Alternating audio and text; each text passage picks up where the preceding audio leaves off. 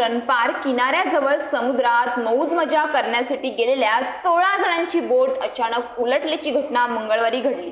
बोटीत अचानक बिघाड झाल्याने आणि समुद्र खवळलेला असताना या बोटीने नियंत्रण गमावले आणि पलटी झाली। बोट ही पलटी झाली। काही क्षणातच बोटीतले सर्वजण पाण्यात बुडू लागले।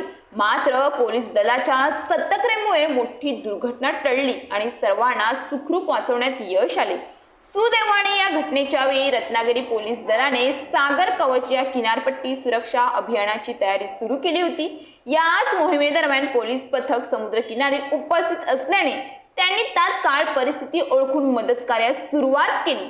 बोटी खालून वाचलेले सर्वजण पाण्यात जीव वाचवण्यासाठी झुंजत असताना पोलीस पथकाने कोणतीही वेळ न वाया घालवता मदतीचे हात पुढे केले।